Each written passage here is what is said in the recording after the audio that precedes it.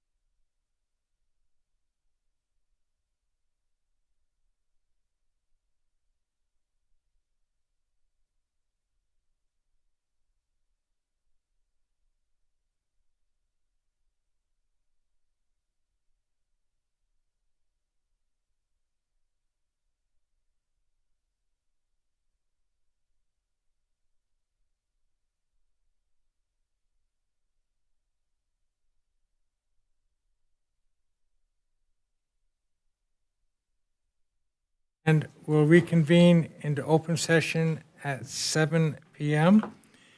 And if Mr. Attorney would please read us out of closed session. Yes, Mayor, honorable council members, the council met in closed session on 4 items tonight. The first was a conference with its labor negotiators, which is authorized pursuant to Government Code Section 54957.6, with respect to the Glendora Police Managers Association and the American Federation of State, County, and Municipal Employees. The second was a anticipated litigation closed session meeting, which is authorized pursuant to Government Code Section 54956.9D4, as the city is considering whether to initiate litigation in 2 cases. And the third was a closed session that was held pursuant to Government Code Section 54956.9D2 and E1 due to significant exposure to litigation in 1 case, but which the city believes are not yet known to the potential plaintiff or plaintiffs, and which facts and circumstances need not be disclosed.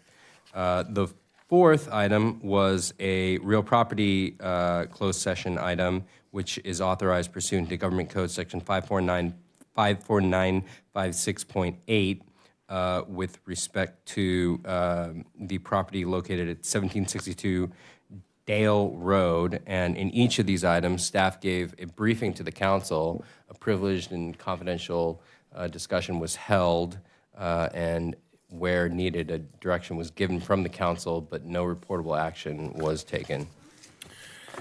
Thank you, sir. Appreciate that very much. And welcome for the audience tonight. My name is David Friedendahl. I am the mayor of Glendora and shall preside over the proceedings of this council meeting. In consideration of others, I ask that you silence any phones or electronic devices and refrain from speaking until or unless recognized. If you are in attendance and wish to speak during the public comment period, speaker cards are available in the lobby at the rear of the chamber. They look like this, a yellow card. Kindly fill out the card and submit it to the recording admin before the close of public comment. At this point, I will invite Reverend Susan Scranton to come up and, hang on a minute, I might be out of whack here. No, I'm good. Come up and offer us an invocation, which will be followed by Sam Robin, our Director of IT. Thank you very much. So if you would all please rise. Let us pray. Almighty and gracious God, we give you thanks for the abundance of gifts with which you have blessed us. You have gifted us with dominion over all the earth, and in this particular community, you have entrusted to us the care and nurture of this beautiful city and the citizens of Glendora. We pray tonight most especially for city council members, for Karen, Mendel, Michael, David, and Shauna, and all the leaders of this community, that you will bless them with courage and wisdoms as they make decisions on our behalf. We pray for peace in our community, our country, and the world as tensions remain high at home and abroad. And right in our own community of Glendora, we pray for thoughtfulness, compassion, and integrity as our city grapples with homelessness and housing and possible steps taken in direction to mitigate this crisis. And for all of us, we pray, O Lord, that you will direct us in all our doings with your gracious favor and further us with your continual help, that in all our works begun, continued, and end in you, we may glorify your holy name. Amen. Amen. Please join me in the Pledge of Allegiance. Ready? Begin. I pledge allegiance to the flag of the United States of America and to the republic for which it stands, one nation, under God, indivisible, with liberty and justice for all.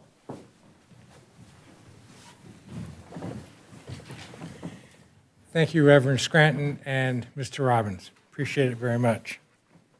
At this point, I'll see if we have any interest or additions to reorder the agenda. Seeing none? Okay, thank you. That brings us to public comment. I will open the public comment period and invite members of the public to address this legislative bodies.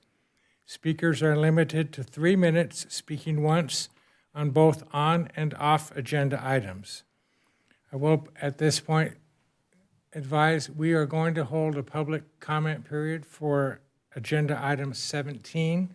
So if you're here to speak on that item, we would ask you not speak during this time, but wait for that item to come up on the agenda. If you are in attendance, please fill out a speaker card and submit it to the recording admin before the close of the public comment period. Once recognized, speakers should advance to the podium, state your name and the subject you wish to discuss, and share your comments. Are there any persons in the audience wishing to speak during this public comment time? Okay, seeing none, I will ask if we have any correspondence. We do not, Mayor. Okay, thank you. I will then close the public comment period.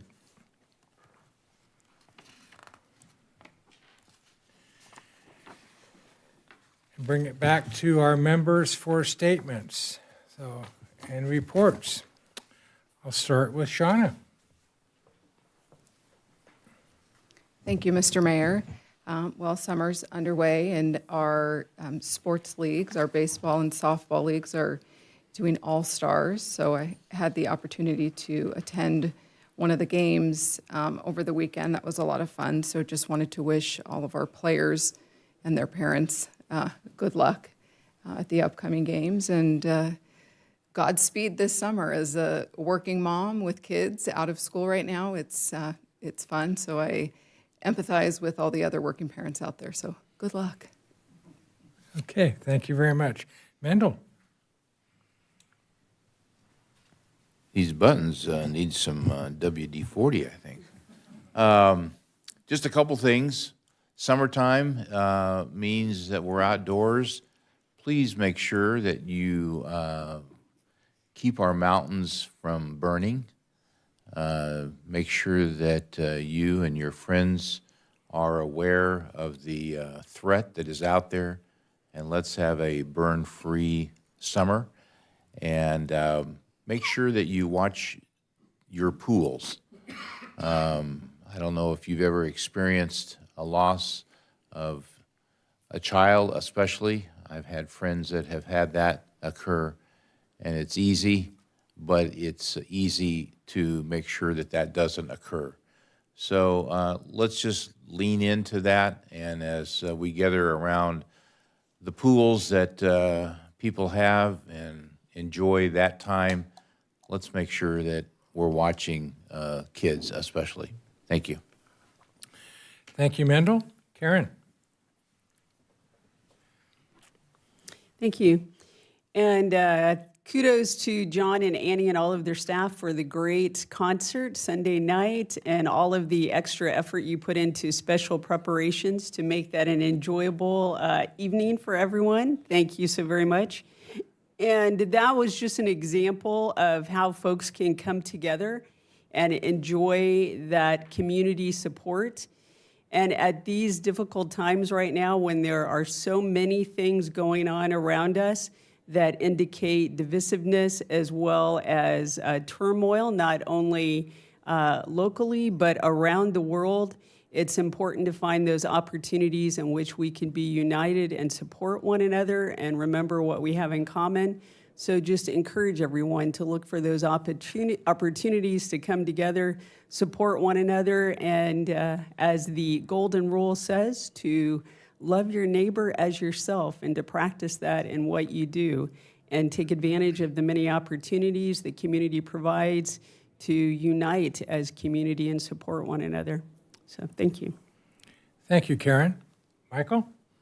Thank you, David. Remind everybody that the Council of Governments is going to be closing its, I guess its year, if you will, this coming Thursday with a final meeting, and our very own city manager is going to be elevated to the executive board. So he's kind of going to be my mother, you might say, on there, harassing me the whole time on the executive committee. But oh well, we'll endure. Just to let everybody know that our next council meeting, July 8th, will be our last one. We'll be dark for about a month. I'm coming back on August the 25th. Thank you. Okay, thank you, Michael. And I would like to be the first to tell you, if you haven't heard yet, Independence Day holiday is coming up. Our typical July 4th as they advertise. And once again, our Glendora Rotary is hosting the Field of Heroes flag display at both City Hall and at Gladstone Park. It'll be the second year at Gladstone Park. A great way to come in and share with your family and see some of the mementos and the commemorations of flags. And you can dedicate those. Rotary's got a website to allow you to do that. The flag display will be July 3rd, 4th, and 5th, with takedown on the 6th. The ceremony will be here at City Hall on Saturday morning, the 5th at 10 a.m. If you're in town, please join. And a final reminder, during that holiday celebration weekend, it's a great time to go enjoy someone else's fireworks. Glendora does not allow fireworks. Please don't bring them home with you. Go see someone else's and enjoy safely. So thank you with that. And I'll bring it back, see if, Mr. Raymond, do you have any shares or comments? No? Mr. Alshire, no? All righty, thank you very much. Moving into public hearings, agenda item number 6, a public hearing to consider a resolution approving the issuance of bonds for the purpose of financing and/or refinancing certain revenue bonds for Emanate Health and affiliates.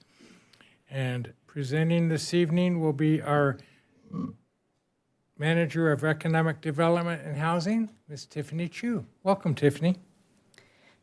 Thank you, and good evening, Mayor and City Council members. Tonight, staff is presenting a Tax Equity and Fiscal Responsibility Act, or also known as TEFRA, public hearing. Eminent Health is requesting the approval of revenue bonds to finance and/or to refinance capital improvements for facilities located in the city of Glendora. The bonds issued by the California Statewide Community Development Authority will be in an amount not to exceed $90 million. This public hearing is required by the Internal Revenue Code. There is no fiscal impact to the city of Glendora. The bond proceeds will fund 3 projects in Glendora: renovating an office building for administrative services, converting a building into a medical clinic, upgrading system-wide technology. There is a public notice requirement that was published in the San Gabriel Valley Examiner on June 2nd, 2025. And so staff recommends City Council adopt the resolution approving the issuance of the CSCDA bonds. Tony Blakely of Eminent Health, VP of Facilities and Construction, is available here to answer questions about the project, while James Hamill, CSCDA Managing Director, is available virtually. This concludes staff presentation. Thank you. Thank you, Tiffany. And at this point, I will open the public hearing and invite any public testimony.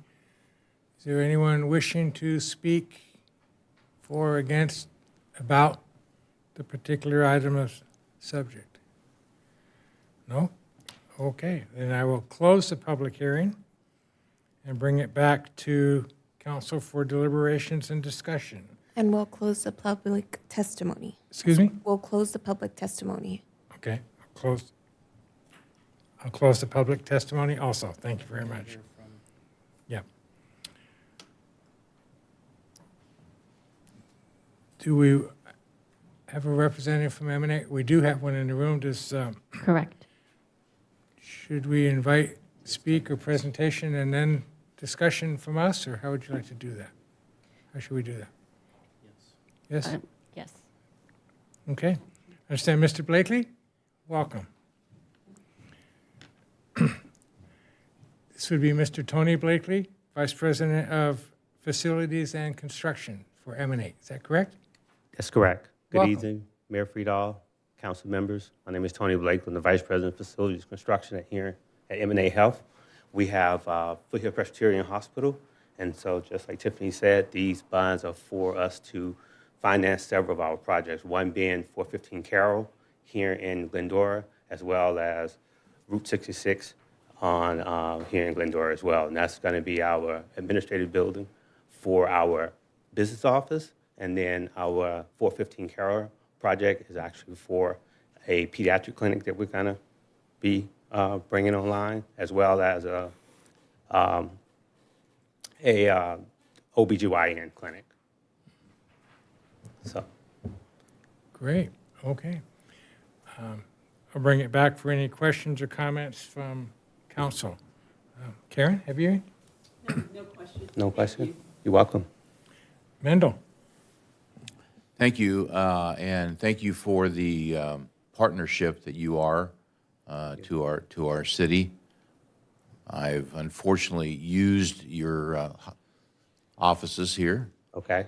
the hospital, but Hopefully it's a all good been good. experience. Good. I'm alive and well because of a surgery that I had there. Great. So I'm indebted to you. A couple of things. I hope that the address on 66 is on the east end, It is. where the batting cages were. Yes, sir. Can you give us a time frame on that? Because we've been waiting, it seems like a decade for that to, get done. And Get I know done. that's exaggeration, but it's been a long time. It's been a while. We know. Could you give us a time frame on when that's going to start and open? So we have a architect on board, and we've been working with Jeff's team, the planning department, to get through the planning process. We had initially taken a project all the way through, planning and approval, and it was going to be a clinical space.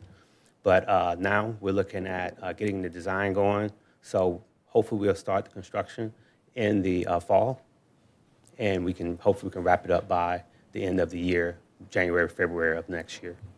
Okay. Okay. Second thing, there's been rumors that you guys were thinking of building another building on the hospital grounds that you currently have here. Is that a rumor? Is that a possibility? Is that just a visionary thing, or can you give us some idea as to what plans are for that, if any? So we actually took a project all the way through design development to build a building there. This was a couple of years back, and we placed the project on hold due to the financial restraints on it.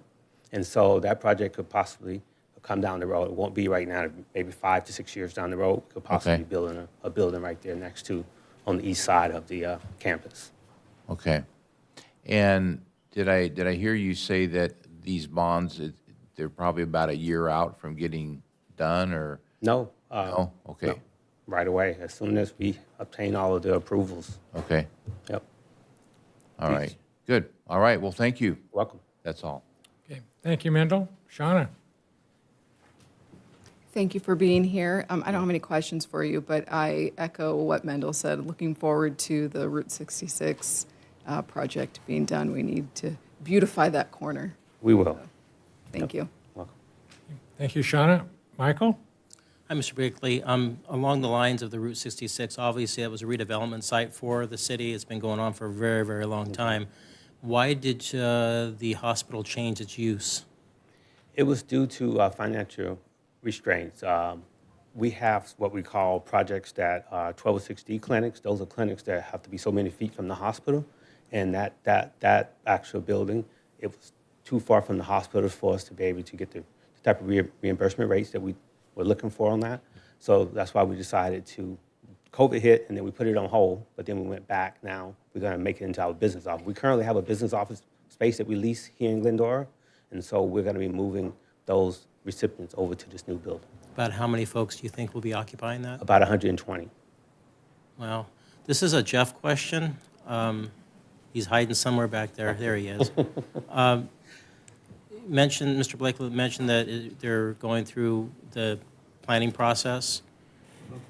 When do you expect that process to go through? Does it have to go back to the planning commission, or? No, actually, we've been really, at this point, having conversations with their design and development team. They've been working on revising what their plans for, updating, improving the parking lot, as well as tenant improvements. And so the conversations have been based on very conceptual, sort of 40,000-foot drawings at this point. It's not anything that will have to go through a discretionary zoning review, like going to the planning commission. This is just a remodel of the building for a use that's permitted. What we want to shoot to do is we're really pressing the hospital to make sure that they do improvements that will make the city proud and will reflect the designs that they showed when they bought the property and were part of the grant deed. So we're working on getting them to do that. And then once that is settled, they can submit directly to a plan check for construction documents. And that can take anywhere from 30 to 120 days. Well, they'll probably have to go through a couple of rounds of review, certainly, but it'll take them, I think I'd defer to Tony, once they start working on their construction documents, I don't know how long from now it'll take them to complete them before we receive an actual submittal for permits, but maybe he can answer that question. When do you think you'll submit plans? Plans, so once we get through the planning phase, Jeff department, No, when do you think you're going to submit to planning? so it'll probably be late summer, Late summer? yeah. So we're talking maybe first of the year then, by the time it goes to plan check and revisions and everything. Okay. So I believe that building, does that building have some seismic issues? Not that I'm aware of, no. I think there was an occupancy issue with seismic in the past. There possibly could be. It's an older building, but that will be fleshed out through the, Okay. through the plan check process. Okay, thank you both. Thank you, Michael. My only questions or comments echo some of the timeline and the anxiousness to see. I was really excited to hear about the clinic, but you just shared why, and sadly, the patients get managed by insurance more than they do by medical people. That's unfortunate. But, Correct. so I see the decision and the change of direction. Pleased to hear about the clinic on Carroll. That's exciting. Thank you. And adjacent to the hospital, so that's good to hear. So I have no other questions other than put the pedal down on the throttle and let's get her going. Good going, okay, thank you. Mayor, I'll move recommendation 1. Okay, great. Motion by Mr. Alalos. We have a Second. second. Second by Mr. Thompson. And if we would then please vote.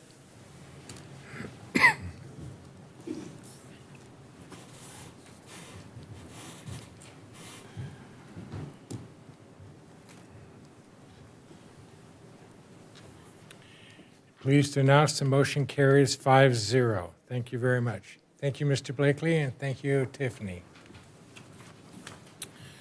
The next item up, agenda item number 7, a public hearing to consider adopting resolutions approving the engineer's report and confirming a diagram and assessment for the City of Glendora Landscape Maintenance District Number 1 for fiscal year 2025-26. And at this point, I will reopen the public hearing and invite Assistant Public Works Director Valerie Velasquez Santoya to report. Welcome, Valerie. Thank you, Honorable Mayor, and good evening, Council. So as mentioned, this is the public hearing for the Landscape Maintenance District 1, or LMD for short.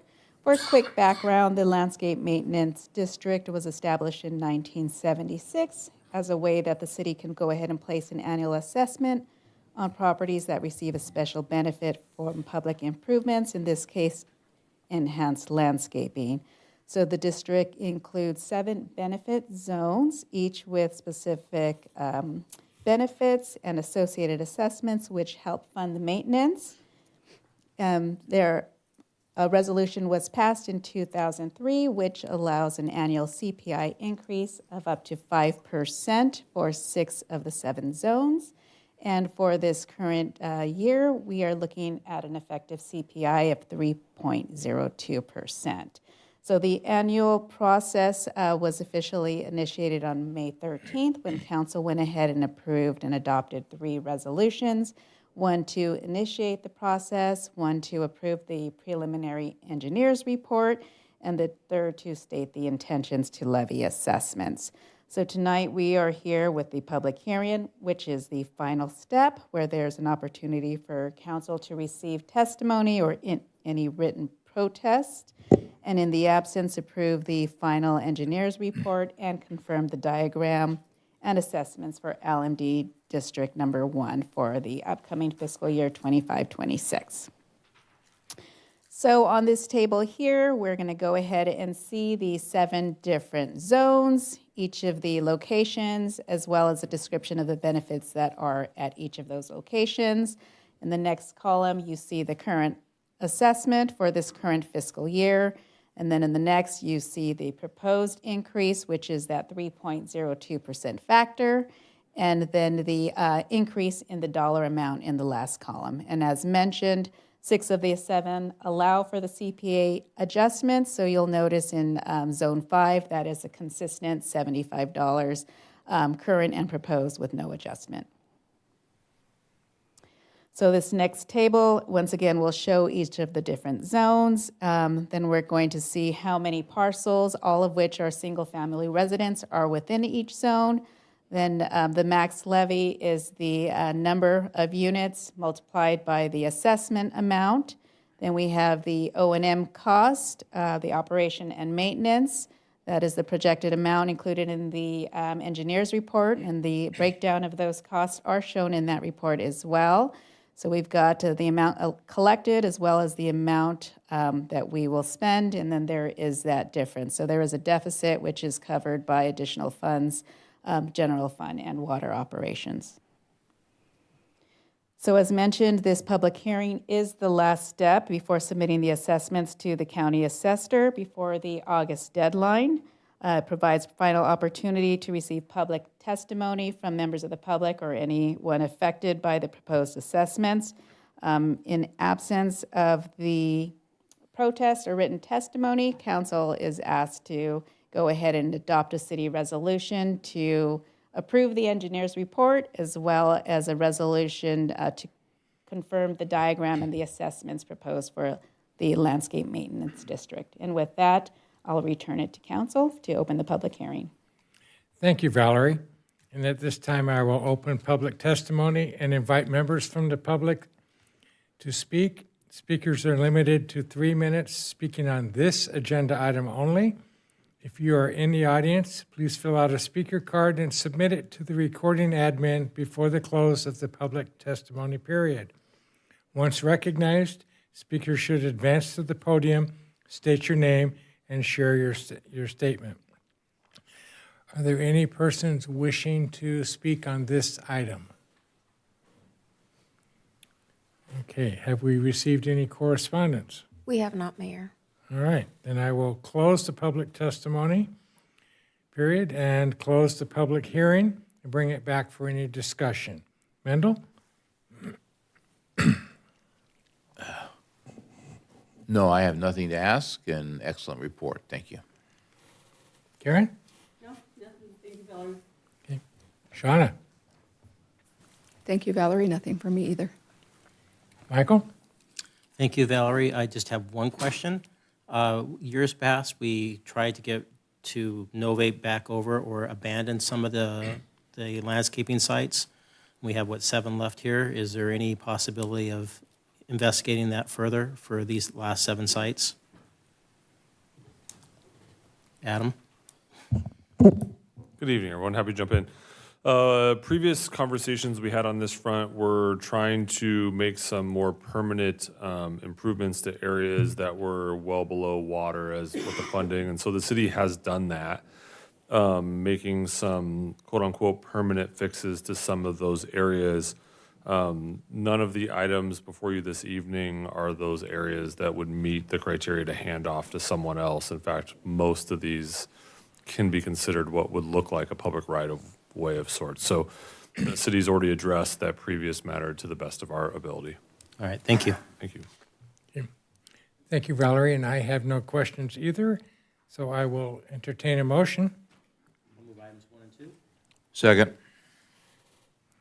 Motion by Michael, second by Mendel. I would ask you to please vote.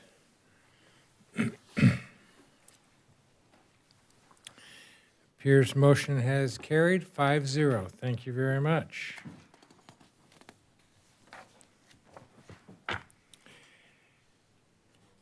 On to item 8. A public hearing to consider adopting resolutions approving the engineer's report and confirming a diagram and assessment for the City of Glendora Street Light Maintenance District Number 1 for fiscal year 2025 and 26. And since this is a public hearing, I will open the public hearing period and invite Valerie Velasquez Santoya once again to present. Welcome back. Thank you. Okay, so moving on to the Streetlight Maintenance District. Again, this one includes almost 3,000 streetlights within the city. About 90% are owned by Edison and the remainder by the city. Private streetlights and traffic signals are included. Similarly, a resolution was approved in 2006, which allows an annual CPI increase. As mentioned, the CPI increase for this year is 3.02%. Again, the annual process began on May 13th when City Council adopted the 3 resolutions. And tonight we're here for the public hearing, which is the final step for the renewal and increase for the Streetlight Maintenance District. So here we go ahead again, 3.02 is the increase. The equivalent-based unit is based off of the single-family residence. That is the baseline for the assessments. The current year, it is $49.14 per EBU. Go ahead and factor in that 3.02%, and the new assessment will be $50.63. The slide here also goes ahead and shows the other land uses, which are adjusted based on density, size, or benefit received. The benefit zone B is for those properties that are in a gated community, much less benefits, so their rate is just 5% of the corresponding land use in Zone A, which is just the regular outside of a gated community area. So on this table and slide, we go ahead and see the operating budget with the expenditures. We have direct lighting costs at $1,159,000, administrative costs at $13,702, and an operational reserve at $115,905 for a total expenditure amount of just under $1.3 million. And then our revenue side, we've got the assessments collected through the levy at $550,308. We have a general fund contribution of $67,348, and then the gas tax fund also contributes $671,000 to go ahead and be the funding source for the expenditures here. So with that, again, we're here to go ahead and open the public hearing, provide an opportunity for any testimony or written protest, and in the absence of, go ahead and ask council to go ahead and approve the resolution to approve the engineer's report and to confirm the diagram and assessments for the Streetlight Maintenance District. And with that, I'll turn it back to council. Very nice. Thank you, Valerie, once again. And at this point, I will open public testimony and invite members of the public to speak up to 3 minutes on this agenda item only. If you are in attendance and wishing to speak, please fill out the speaker card and present it to our recording admin before the end of the testimony period. Are there any persons in the audience wishing to speak on this item? Seeing none, do we have any correspondence? We do not, Mayor. We do not. Okay, thank you very much. I will close the public testimony period and the public hearing and bring it back to council for discussion. Karen? No questions. Thank you once again, Valerie. Thank you. Shauna? None for me either, thank you. Thank you. Mendel? Nothing to ask. I support this. Thank you. Thank you, Mendel. Michael? Of course, I got one question. The Southern California Edison is in front of the PUC right now for a 23% increase. If that goes through, can this be clawed back at all without going through Prop 218? I don't believe so. If we have an increase, we have to go back for the Prop 218 ballot process. So how would that work? Because it would be past CPI, if at 23%, how can we recoup that the following year? So without going into too many details or into the weeds too much, so essentially if you were to go back out, you'd have to actually do a whole new vote, and it's more of when these things are set up originally, the property owner gets to make the mass decision, right, to do some of these things or be added into a district. If we were starting from scratch, it'd be an actual vote. So people would actually have to vote to tax themselves again at a higher amount. So similar to when the city went through the process with the landscape areas prior to my arrival, several of those failed. And so then the city took over the cost. So this is a similar risk and reward, and it's not something staff would recommend at that point. So when these things came into effect years and years ago, people didn't foresee the types of escalation in capital costs that we're seeing now and maintenance costs. So CPI and percentages have kind of been thrown out the window of late, especially the last 5 years, and similar issues to what we're facing here. So we The could be, anti-light district would be yeah, that's a most great. recent example. right, so we'd be at risk of absorbing that 23%. All right, thank you. Thank you, and I have no questions, so thank you very much. At this point, I will entertain a motion. Mayor, I would support items 1 and 2 that the staff has brought to us. I'll second it. Karen. Second by Karen. Thank you very much. Please vote.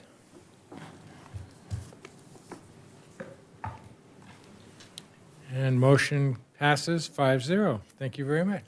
Thank you. Brings us to the consent calendar. Items 9 through 15 may be enacted by one motion without individual discussion unless a council member wishes to remove it for separate discussion. Does anyone wish to pull an item for discussion? I make a motion to approve the consent calendar in its entirety. I'll second. Okay, motion made by Karen, second by Michael.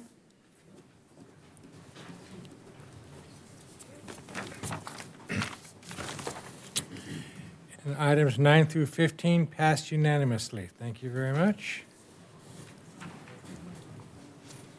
Looks like you're getting out of here early.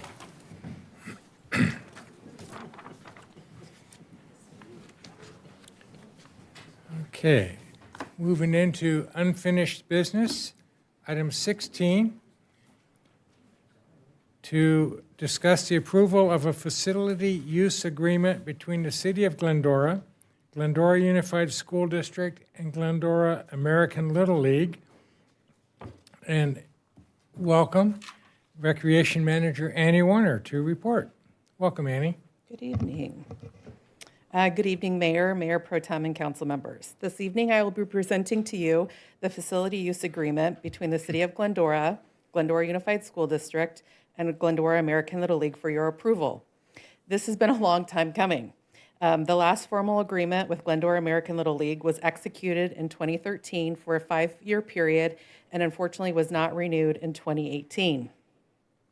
However, with the recent approval of the joint use agreement between the school district and the city, we now have the opportunity to move forward and formalize agreements for each of our sanctioned youth sport leagues and utilize city and school district fields. That was our history. The purpose of this agreement is to clearly define the responsibilities of each partner and to ensure collaboration and long-term sustainability between the city, school district, and Glendora American Little League regarding the use, maintenance, and operation of the city and district sports fields and facilities. We're going to start with the league responsibilities. Under this agreement, Glendora American Little League, also known as GAL, will be responsible for a range of field-related maintenance and operational duties. They include preparation and basic maintenance of the infield surfaces for games and practices, Pitching mound installation, replacement, and those maintenance are subject to review of approval by the district and city. Providing bases and base plugs for all fields being used, lining and dragging fields before and after games, bat and helmet racks, provide backstop pads at the fields at Goddard Middle School, operating the snack bar under health and safety codes. They'll have to provide and install yellow fence toppers on the fencing, responsible for fencing, netting, and equipment at the batting cages. They will be responsible for having banners that will remain presentable throughout the season and will be removed at the conclusion of the regular season. They need to maintain and operate the scoreboards and conduct criminal backgrounds for all volunteers over the age of 18, as well as ensure that their volunteers and coaches are compliant with the California Health and Safety Codes for concussion and head injury. District responsibilities. The Glendora Unified School District will retain the responsibility and be solely responsible for the proper and adequate irrigation of all sports fields located on the district property. Sports fields shall be irrigated in a manner that maintains the fields are in safe, healthy, and playable condition. The district shall inspect, maintain, and repair irrigation systems to ensure proper operation. Damaged or malfunctioning irrigation components shall be addressed promptly. The district will monitor water usage, as well as managing pest and weed control. The city's responsibilities, we've recently taken over the mowing of the field turf and surrounding landscapes with our contract Mariposa. They will have minor repairs and maintenance of the infield areas, graffiti abatement of city buildings, porter services for restroom cleaning. The cost of this service will be proportionally divided by the field users. Porter service for trash removal. This includes the emptying of trash receptacles daily. Supplies or additional receptacles will be added on as needed basis, subject to the approval of the city. Operational cost to lighting, and all fields will be shut down for a period of maintenance throughout the season at some point. Field renovation will be undertaken during alternative years to a standard suitable for recreational play. This may include some or all of the following: aerating, grading, and adding infield material when needed. The fiscal impact. From a fiscal perspective, the city and district are responsible for facility maintenance. For the city, that would include the Mariposa contract, which is roughly about $224,000. The district would pay for the cost of the watering, and both share the cost of general maintenance issues that arise. Gall will share in certain financial responsibilities related to field enhancements or repairs beyond routine maintenance. These contributions can include infield renovations. They have 3 turf fields that they've installed on their major AAA and AA fields. That would be an example of what they would be responsible for. Scoreboard replacement, batting cages, picnic benches, all of those additional amenities that they solely use and have installed would fall under their fiscal responsibility. In addition, the city, district, and Gall have agreed to enter into an individual agreement to offset ongoing maintenance. Gall has been assessed a $15 per player fee. The amount will increase annually by 5% effective July 1st. This year, it generated approximately $6,000. This per player fee revenue of $6,000 only covers a portion of the costs related to ongoing maintenance of the sports fields and facilities that they use during their regular spring season. For the use of the fields during their off-season, which would include their fall ball season, Gall would be charged an hourly field use fee in alignment with the fee schedule that was approved by the city and district and used for other groups.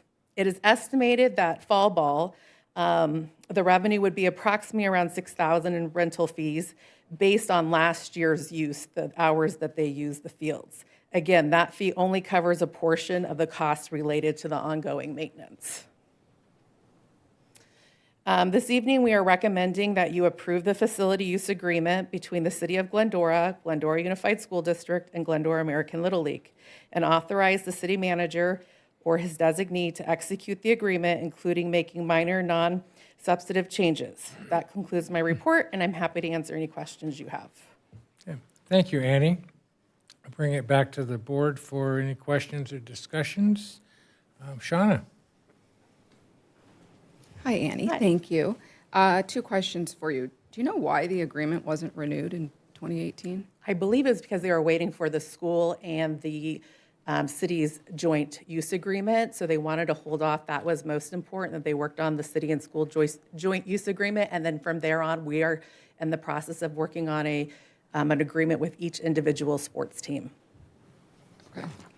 And then can you confirm the cost for Mariposa? $224,000 is the quote that I was given through Public Works. For total, for them to mow and blow, LaFetra, Cullen, all the school districts that were assessed that you guys approved in January, I believe? Is that annually? Annually. Yeah, and just the school district then pays the city for those services. Okay. All right, thanks. That's all I have. Okay, thank you, Shauna. Karen? Thank you for working on this and happy to approve it. Thank you, Karen. Mendel?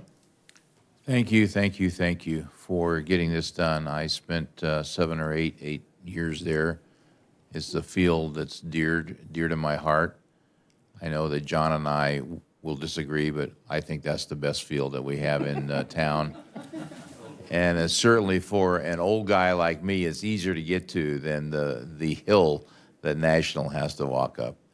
But I really thank you for the great work. I know the politics of Little League, and it's tougher than what we have here. And to navigate this and everything has been just a wonderful thing. It's going to enable those kids to really enjoy a special place. I had a couple of things to ask, but this morning during our four-hour briefing, I got them asked and answered. So you're off the hook. Thank Moises. Thank and I support this. Thank you. Should I share that for the record, 3 hours? So that was, oh, never mind. Michael? Thank you, Annie. No questions. Okay, thank you. And I have no questions, but just to repeat something that you shared or alluded to for the public watching, wondering why it's just American Little League doing this. The other sports leagues that work with our recreation department are in process of finalizing their agreements as well. So American's not unique. They all will have a similar program. Is that correct? Yes. Okay, thank you very much. Great. With that, if I'll no move more items. discussion, I'll have a entertain a motion. I'll move items 1 and 2. Second. All right. Moved by Michael, second by Mendel. Invite us to vote.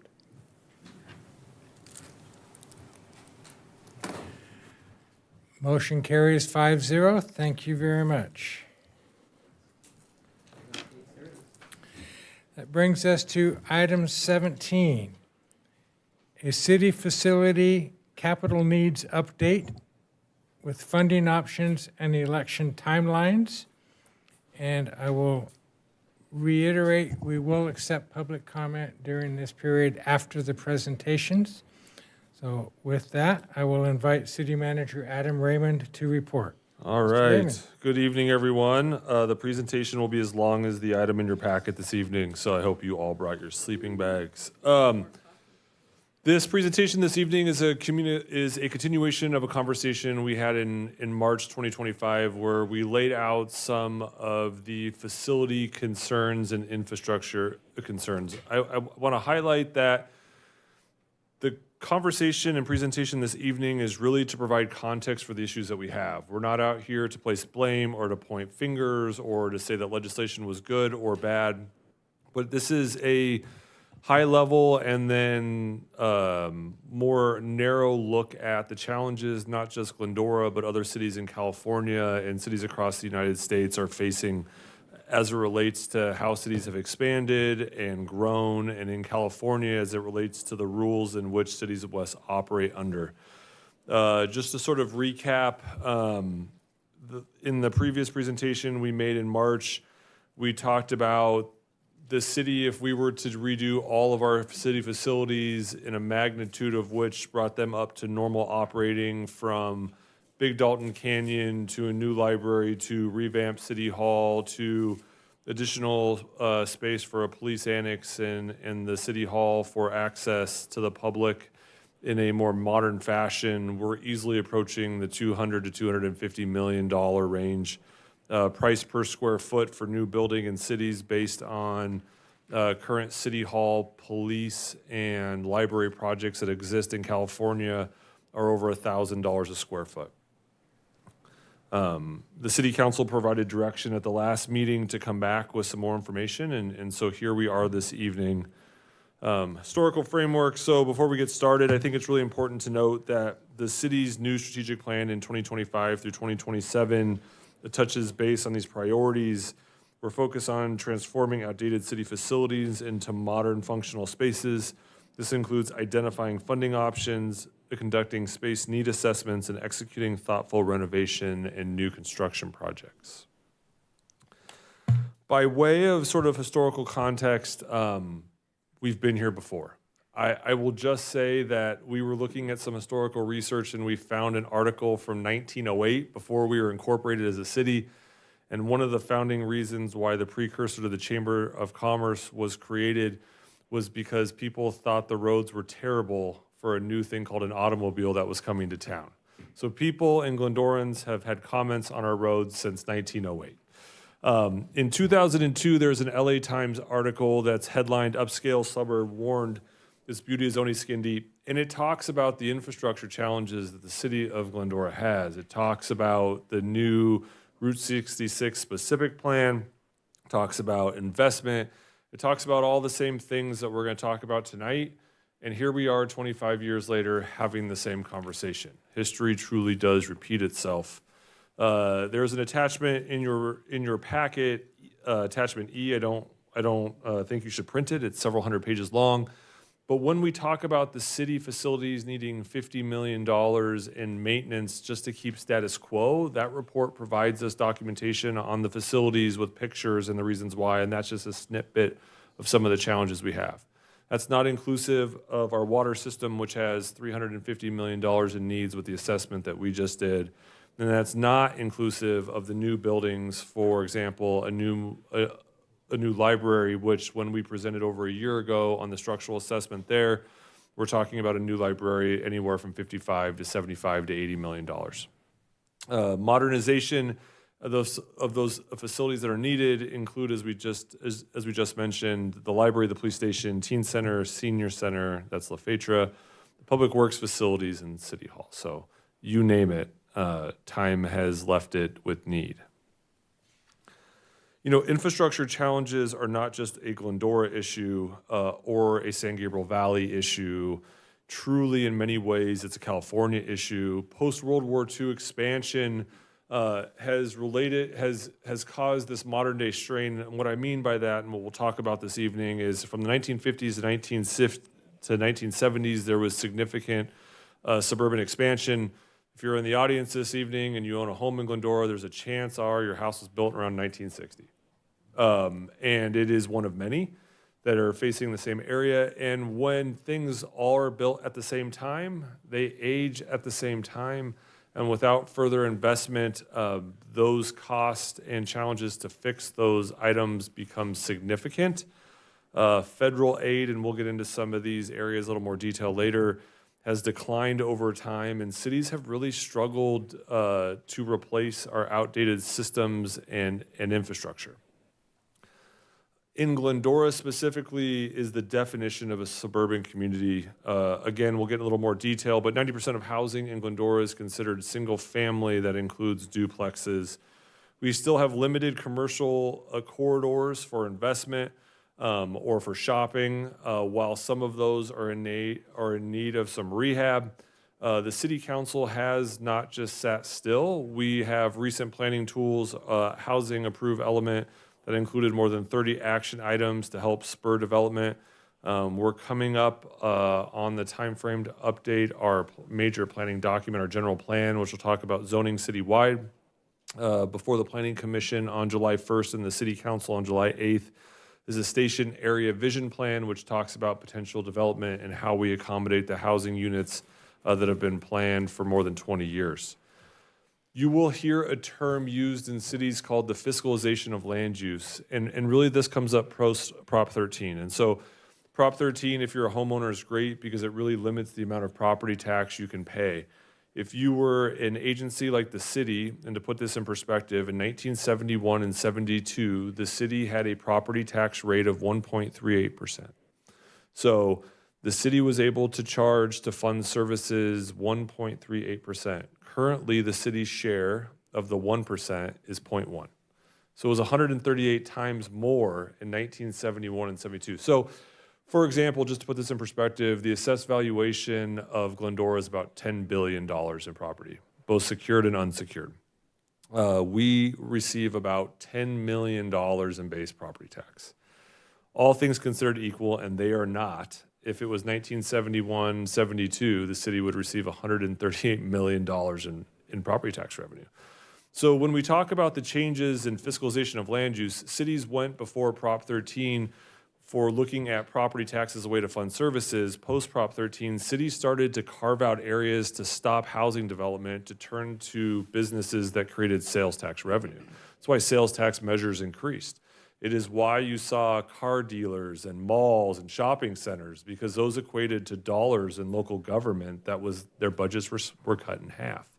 And so again, not placing blame one way or the other, but it shifted the complexity in the state of California. Now, combine that trend with the state's recent push to mandate housing. So we have cities that were developing as suburban communities post Prop 13 had to expand their commercial corridors to bring in tax dollars. Then we have mandates that are coming in to build additional housing. And by the way, online sales have transitioned how we do things in sales tax. We have underperforming shopping centers, whether it's Foothill and Glendora Avenue, Elwood and Route 66, Grand Avenue and Baseline. And what the consumer is, they're looking for something different now, which is experiences and high-end shopping. So the continuum has constantly changed, and it does help you show why investment hasn't been as significant in some of our residential areas, and also why there are challenges in changing the land use in cities. To put this a little more perspective, the chart before you here is in acres. On the far left is residential. So 41.8% of the city's total area is residential. That's about 5,000 acres. Open space comprises the second largest amount, of 37% of the city's open space. Mixed-use development is about 0.3%. Commercial development is about 1.7%. Industrial is 0.6%. But there's a large other category here of 18%. 18% includes the Arrow Highway. This includes the Route 66 specific plan, which includes housing and some commercial of 287 acres.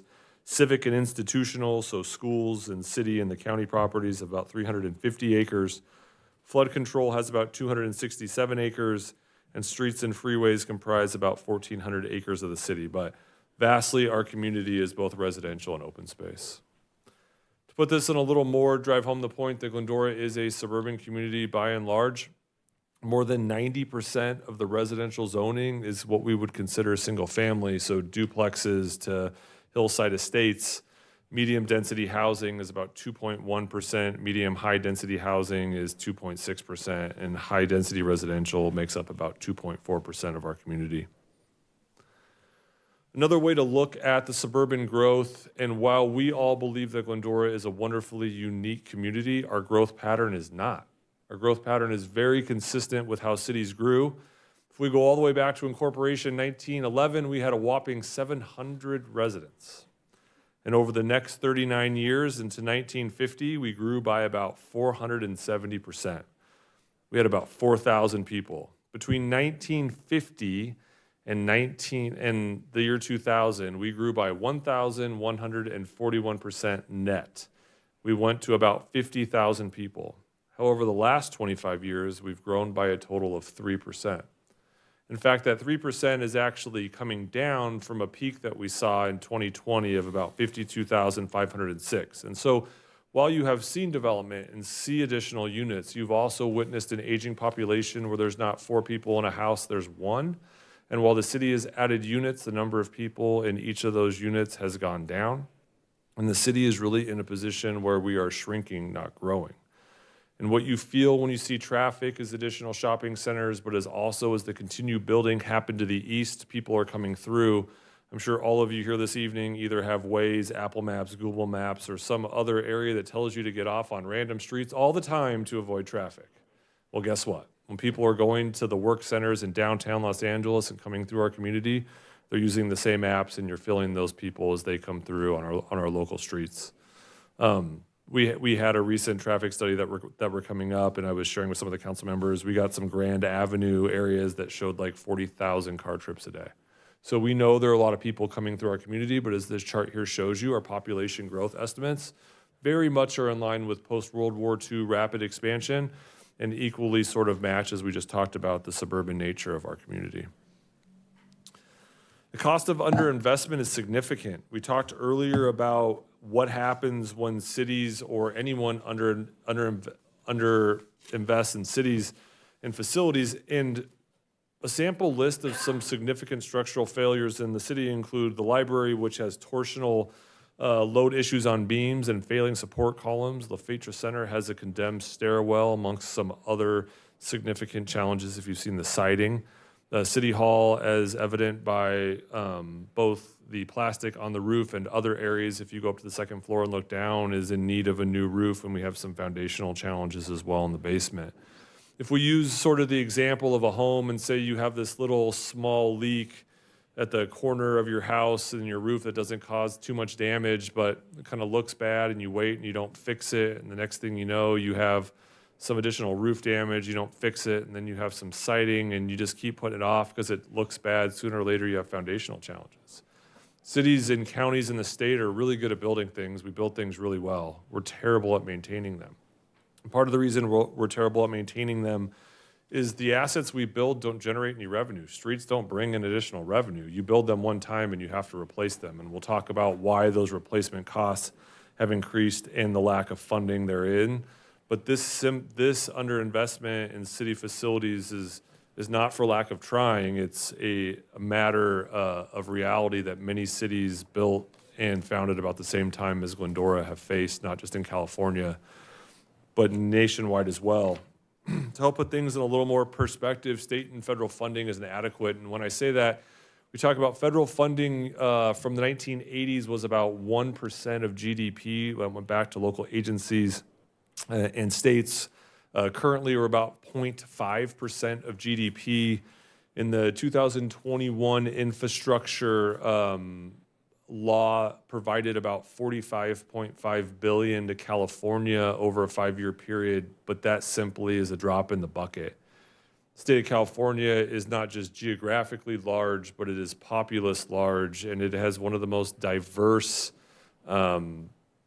areas, both in the types of services provided and our geography, and maintaining the infrastructure in California is prohibitively expensive. And so oftentimes when the federal government is providing the state with money, that funding is not getting down to the local level.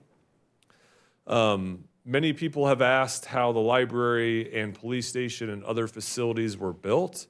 And those facilities were all built pre-Prop 13. We provided a pretty comprehensive update on the library assessment over a year ago. And what you'll find in that report, which is an attachment to this evening's presentation, is that the city built the library by raising property taxes to fund a bond measure that ended up being a joint effort with the school district to have some lease revenue bonds that paid for the development of that library more than 50 years ago. The initial bond proposition that went out at the library failed. There was a bond measure that went out at the police department and passed, which is how your police department was built more than 50 years ago via citizen initiative, via vote. So without those tools, cities have really tried to figure out other ways to fund infrastructure. Glendora, being an older community, does not have a lot of community facilities districts. In newer communities, Aliso Viejo, Lake Forest in Orange County, for example, property tax is essentially closer to 2% than 1%. That additional revenue goes back to the cities to pay for infrastructure and other services. It's just a different way to pay for those services, and it happens to be through property tax. Other cities, Glendora has really avoided large development impact fees. So when developments went in, not a lot of money was being set aside for facilities, parks, and other areas. While we do have a very small park development fee, it is nowhere near many of our other cities. The city has, for many iterations of city council members, really pushed back on the city raising any development costs that may go to impact housing. So without those tools, the city is really in a difficult position as it looks at facilities and parks and other areas to pay for them. So it doesn't, all that aside, I think it's really important to note that this council has really pressed staff to make additional investments and find money. We've found more than $60 million in grant funding. We've invested more than $50 million in capital projects the last 5 years. As many of you have seen, our parks look incredible. No short thanks to grant revenue, but also Measure E and more recently Measure Z. We've been able to look at combining streets and roads projects together. Road and water projects. We have significant water infrastructure projects that we need to do. And we have been able to use some federal and state funding. Notable investments, Finkbeiner Park, Louis Pompey Park, the Bennett Avenue Water Project, Bennett Carter Project, school site intersections, school site offsite improvements, and the library structural analysis. We do have planned over the next 5 years another 76 projects totaling $108 million. Many of those projects still need to locate funding, but the city has not stood by and used everything that we talked about this evening as an excuse. Many of the funds that we have can only be used on specific things, and I'm sad to report that a lot of the funding is not just open-ended where we can spend it however we want. So your city is making significant investments in its infrastructure and its facilities, and we will plan to do so, but we still need help. We get asked a lot of questions about, well, why does it cost so much? And so the chart here before you looks at two different sets of CPI. I know oftentimes people may be surprised that there's a difference between normal CPI and construction CPI. Really important to point out that since 1950, general CPIs increased by about 12 times. So things generally cost 12 times as much. Unfortunately, a lot of the construction indices that when we look at replacing streets and facilities and roads, they've increased 22 to 25 times. Essentially, the funding that we get, even if we have more money, only goes half as far. And so this continues to be an impact, and a large reason why some of the cost of housing is up so high is it definitely costs twice as much, totally 25 times more than to build a house than it did in 1950, but that impacts just about everything the city does on commercial. So not only do we have less money, it doesn't go as far. So some real life examples. The Public Works Department did a wonderful job of pulling a bunch of similar sized projects. We'll talk about several of these comparisons here. So slurry seal per square yard, really seen some dramatic increases since 2020. We were under $1.50 a square foot in 2006, and now we're over $3 a square foot in 2025. 2.5-inch grind and overlay. So if we're just not crack sealing and providing some slurry seal on your streets, but really taking it down a couple inches and putting on some new asphalt, we've seen pretty significant increases. We were under $2 a square foot in 2011, and what you've seen are these post-COVID, these rapid expansions of huge increases in costs. We're now over $5 or about $5 a square foot for the same type of project. So, as we look at March of 2011 and now we look at March of 23 is the most recent data we have on this project, we're 2 to 2.5 times more expensive. It's pretty incredible. 8-inch water main, and this is kind of one of the areas I wanted to touch base on here is, you'll notice that we were about $100 a foot in 2008, and while we're about $265 a square foot, we actually think this is about $60 a square foot less than if we only did water projects. And this is what I mean. The city about 6 years ago really tried to combine every water project with a street project. So if we did a water main replacement, we also replaced your street. Being able to combine those projects, while it is more expensive, the city is trying to find ways to stretch those dollars as far as possible. We get asked a lot of questions, and we touched base in March about what are the strategies for funding infrastructure at this juncture. If the federal government and state government aren't looking to fund cities at a higher level and funding isn't going farther, what do we do? And so, unfortunately, in California, with the current rules that we have, that relates into a tax measure. As it relates to infrastructure, it usually means something property-based. A city council initiated tax measure for an infrastructure or parcel tax, which is a specific tax. We're talking about just one thing here in infrastructure, requires a 2/3 vote of the people. Citizen-led initiative is a simple majority at 50% plus one. Included in your packet this evening and also included in the March packet was a copy of the citizen survey that we did in August 24. There is general support for a citywide bond parcel tax measure. We did a double-blind study at that time and also looking at the library specifically, since the library is the one facility we have done the most work on from a structural standpoint and has the significant need. The support citywide for that was under 50%. So one of the questions that we were not able to delve too much further in March, since we were talking about generalities, is, okay, there are actually two different types of property tax measures as it relates to infrastructure. One is a GO bond measure and one is a parcel tax measure.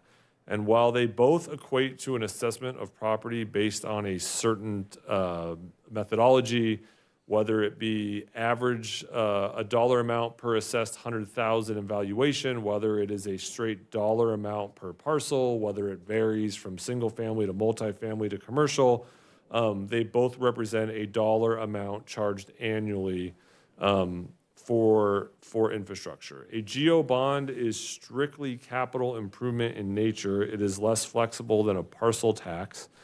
A parcel tax, while can be used as revenue to back a revenue measure, can also be used for certain operating and planning expenses above and beyond what a GO bond can. Tax rate for a GO bond measure, again, we mentioned ad valorem it could be based on assessed property value. A lot of the parcel tax measures that we have seen tend to be a flat fee per parcel increased annually based on CPI, for example. Who pays? Property owners, all parcel owners. You do see parcel taxes that do have some exceptions. Sometimes those who meet certain income requirements, certain seniors with income requirements. It is flexible depending on who drafts the measure. I will just share with you that in the packet this evening are two draft or sample ordinances that really lay out more details on the methodology and what it looks like for both a GO bond and parcel tax. But at the end of the day, what we're really talking about here is a parcel tax measure tends to be a little more flexible with the cost that it covers, when a GO bond tax measure tends to be a little more rigid. We had previously done some costing estimates. As all of you have probably read, the financial world right now is a little bit topsy-turvy, and so the bond market is not great. So one of the benefits of, say, a parcel tax measure is that it affords you the opportunity to go out to bond potentially at a later date while you watch the market and see if interest rates come down, which gets the largest bang for the buck of the city and also saves property owners less money. To put things in perspective, and I'm just going to use the GO bond for this area. The city of Glendora has about 16,400 parcels. That includes commercial and residential. The average assessed valuation is about $614,000. That's a little bit of a misnomer because it includes commercial property. So we're just using everything in total for a scenario here. If we looked at $150 million bond issuance, let's say over issued in three different phases over a 6-year period, The average, based on average assessed valuation, you'd be talking around $300 to $500 a year. At a $200 million issuance, you'd be around $425 to $650 a year. And $250 million, you're in the $500 to $800 range per year in costs. But again, those are just big numbers, general numbers based on a wild range of interest rates right now. And again, that's only looking at the GO bond side, just to give everyone an idea. And again, that's a mix of commercial and residential. The City Council knows the process really well for a council-led initiative. If it is a general tax measure, 50+1, it must be on an election cycle where a council member goes up for election. Whether or not anyone runs or they're appointed or not, for us is in even numbered years. If it is a special tax measure, it can go on any ballot. It's a 2/3 vote, not only of the council to place it on the ballot, but also of the public to approve it. We touched base a little bit on the citizen initiative, and there was requests for more information. And in your packet this evening are several documents related that the city clerk's office put together with the help of the county that provides in detail what a timeline, 12 to 18-month process looks like for a citizen initiative. It does require gathering 10% of valid signatures from those who are registered voters, which equates to about 3,600 people here in Glendora. The final deadline for a lot of the submissions is 88 days before an election, and there's a full guide again available. I just wanted to go back and touch really on one thing here. In the packet this evening is also a handout that talks about the different types of tax measures, the approval thresholds. And I will just say this. In May, Howard Jarvis Taxpayer Association filed 2 additional tax measures or potential, citizen initiatives with the state that would alter the tax landscape again. One, they're exactly the same, and they're very similar to the Business Roundtable measure that the Supreme Court of California invalidated in the most recent presidential election. Almost identical in many ways, actually, with two main changes. One is it would require all taxes to be 2/3 for the most part, all special taxes. It would remove the ability of citizen initiatives to be 50+1. It would also remove the ability for school districts to have 55% parcel tax measures. It would require 2/3 as well. And one of their filed ballot measures would be retroactive forever, which means within 3 years of the passing, they could go back to any special sales tax or any specific tax measure that did not meet the 2/3 threshold, even if it was approved by the courts. While many people think that's going to be unconstitutional and invalid, it didn't stop them from filing. They anticipate to try to get this on the ballot for 2026 in November. So again, just as we've had this conversation for several years, and I might add, when the city was having a conversation about the library measure in the 1960s, the precursor to Prop 13 was on the ballot, and that was Prop 8, which failed at that time. And having the same conversation we are having today about what the tax landscape would be and how the city was going to be solving that. So 60 years later, here we are. Okay, so the future outlook. So the facility modernization is essential for quality service. Past generations of Glendorans have funded public safety and library via bonds. Staff continues to plan for the future. The City Council has been really instrumental in moving staff along with planning for the future, coming up with a plan. We are paying for Public Works facility drawings to be made up now. We're currently underway with the DLR group to come up with some civic center ideas of what a revamped civic center looks like and why it's more beneficial to the public. We're currently underway, again, with plans at the Transportation and Public Works Yard. You know, and the leaders of today, and sort of a statement here is the leaders must consider similar community investments to our future Glendorans. And those that have come before us and sat in my chair and sat in the council's chair and those residents invested in the community because no one else would, and we are benefiting today from the sacrifices and investment they made decades ago. And so we are sitting here similar to the conversations the city had in 2000, having these same conversations. And while we have made generational investments these last 5 years and plan to do so, we're still falling behind. And so with that, Mayor, I know you're going to open it up for public comment, but happy to answer as many questions as we can. Appreciate the lengthy time for the presentation. Thank you. Thank you, Adam, and exhaustive, but great job. At this time, I will open it for public comment, invite speakers to speak on this item only, and you will have 3 minutes to speak. We may or may not involve discussion or deliberation back and forth, depending on the nature of the question. We might have to reserve the option to take the question and go formulate the correct answer and get back at a later time with the committee, but we'll do the best we can to appease the situation and to share and all learn together.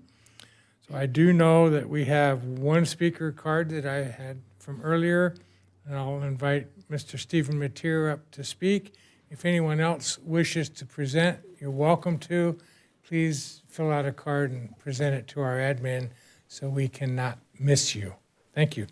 Mr. Mateer, welcome. All right, thank you. All right, well, good evening, Honorable Mayor and City Council. My name is Stephen Mateer, and I am here representing the Facilities Restructuring of Glendora Committee. We are a dedicated group of over 30 residents and stakeholders committed to improving city facilities in Glendora. We are working to identify the needs of the community and solutions to modernize and improve critical city spaces. Our mission is to ensure Glendora continues to thrive and uphold its reputation as the pride of the foothills. Our group is currently working to organize a resident-led effort to assess the community's priorities for city facilities, analyze development scenarios to determine how growth can support these new amenities, and possible funding mechanisms. So far, our group has held 2 general meetings and has had several subcommittee meetings. We want to thank both the City Council and city staff for their diligence and transparency in identifying facility conditions, describing economic conditions and trends, and the political dynamics that influence public finance. Item 17 clearly lays out the choices facing Glendora. While Glendora is not alone in being a built-out community, we still have substantial needs with limited resources. Measures E and Z are necessary but not sufficient to keep pace with operations and maintenance and simultaneously addressing long-term capital needs such as major upgrades or replacement of city facilities. Our committee will continue to lead the conversation with our neighbors about the realities facing Glendora and what we can do to ensure future generations can enjoy living, working, and playing in Glendora. It is essential we act now so that we do not continue to pass this burden on to the next generation. If any residents, business owners, and stakeholders are interested in participating, please email us at glendora2026@gmail.com. I would like to end with a quote that encapsulates our efforts. Society grows great when people plant trees whose shade they know they shall never sit in. We look forward to collaborating with the City Council, staff, and residents to ensure Glendora's legacy continues. Thank you. Thank you, Mr. Mateer, and thank you to the committee for your ambitious effort to help make a difference. So thank you. Any follow-up? No? Okay. Great. I'll bring it back to council for questions, discussion. I'll start with Mendel. Thank you, Mayor. Stephen, thank you. And I want to say thank you to the 30-plus folks that have said yes to keeping us strong, keeping us safe, keeping us current, and keeping us well built, and giving a year and a half of your life to making all of that go. I really appreciate each and every one of you, and I appreciate Gary. I know that he's flying home, and I just want to say thank you just for your time. We are blessed. We are blessed beyond what probably most of us know. Council has known about this and has been working on this off and on for a year and a half plus, and it's a daunting task. And each and every one of us are going to have to lean into it. And as Adam has done such a great job of sharing what has been and what needs to happen and what can occur, we have to look back to the people that formed this great town and build on what they've done. I just want to say thank you to staff too for the tremendous work that they have done. I had mentioned earlier that David and I briefed today from 7 o'clock till 11. And we spent a lot of time talking about this, and I had a lot of questions, and thankfully those were answered then, so I won't have to ask them now. But this is a pivot point for all of us, and I'm excited about it. I'm confident that the citizens will understand why that it is and why it's important to really support this. So, Adam, thank you for your work and the staff's work. I know many people have, built this PowerPoint, and I'm really looking forward to hearing more specifics. And I know that we don't know what interest rates are going to be doing and what the bond market's going to be doing, but I appreciate you sharing a little bit about what your best guess was as to what this would kind of cost us. And I was trying to compute, okay, how much do I spend at Classic Coffee or Starbucks or Pete's every week versus the $500 a year that this could cost us, and it's really not a lot.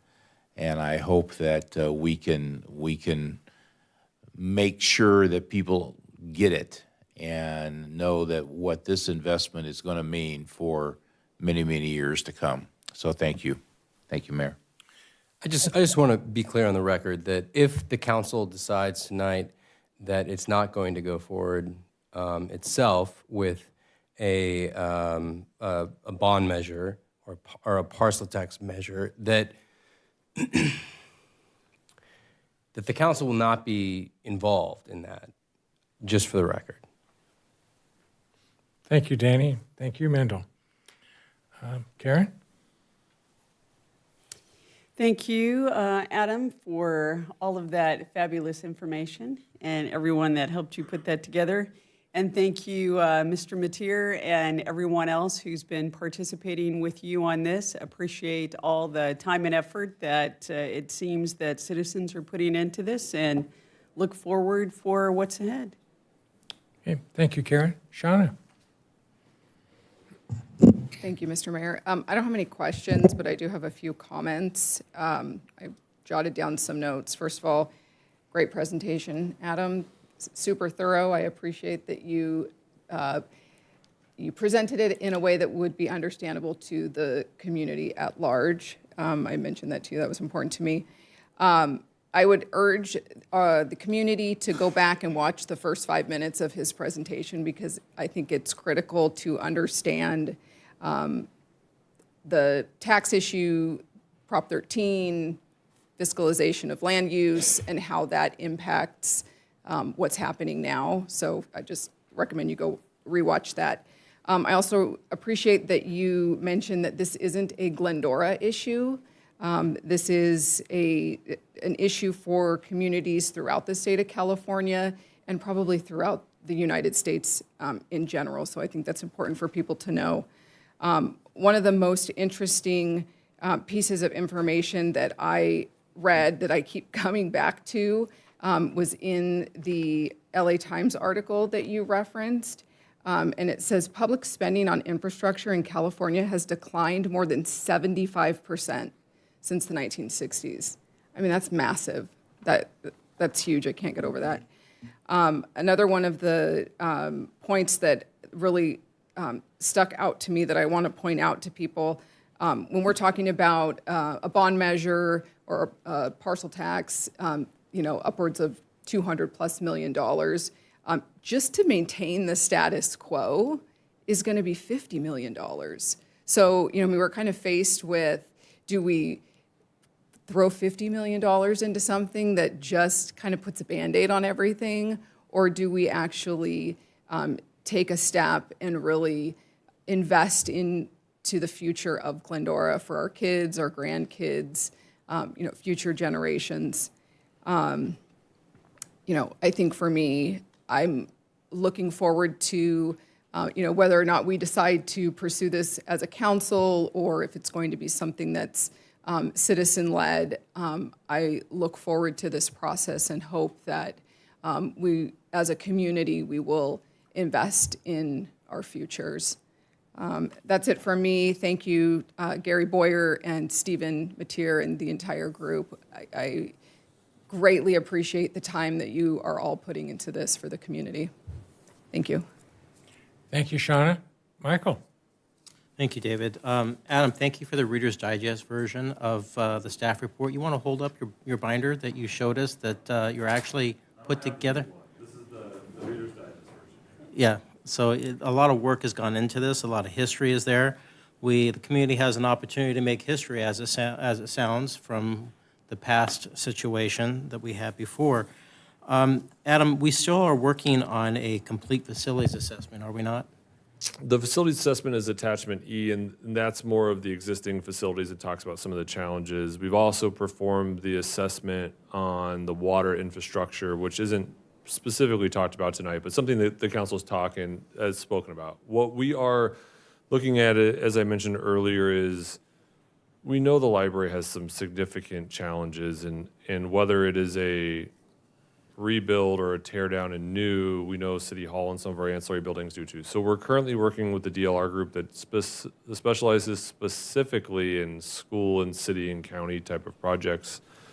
Doing a project right now in Rancho Cucamonga involving a library and a community center. So we're getting some real-time cost upgrades or updates. So we're working with them on a visioning exercise that we can share some draft concepts and share what something like this would look like in cost and talk about the public areas, for example, that the community would have access to, like a larger garden area or meeting space where you could hold larger events like weddings and receptions, and that maybe facilities, front on Glendora Avenue, as we relate to the downtown look and feel, and maybe have some spacing or even some bowl seating a little bit where Citrus or APU or high schools could even have some musical performances. So, really we're taking this opportunity to build on what was part of the library space planning exercise too, which met with the library board and the foundation and people from the library about how if we're going to have this opportunity and go for it, we need to make sure we're doing the best thing for the community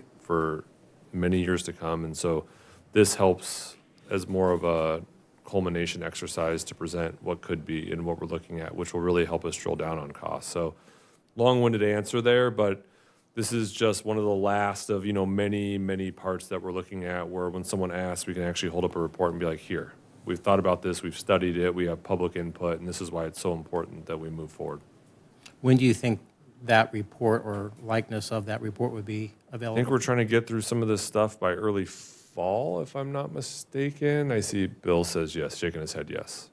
So late summer, early fall. And will there be a guesstimation on assessments based on variabilities in that report? So a lot of it is just dependent upon, not on that report specifically, but it'll tell you, hey, if you like this we think costs X. It costs X this year, and you can back into some of the other things. Like, for example, when the city council approved us paying for the drawings for the new public works yard, potentially two-story building, and some things that haven't been touched since the 50s and 60s in there, we know that's going to cost 12-15 million. So we do know parts of what these things will cost, and so the Civic Center is a large portion of it, but we don't know, for example, costs if we went up to Big Dalton Canyon and had to make some of those changes. We know parts of it, but not all of them. Do you think an Excel spreadsheet could be put together with, once you find out the facilities that need to be done and the variability of bond rates? and costs, so we have an idea of a la carte and what the bond rate might be?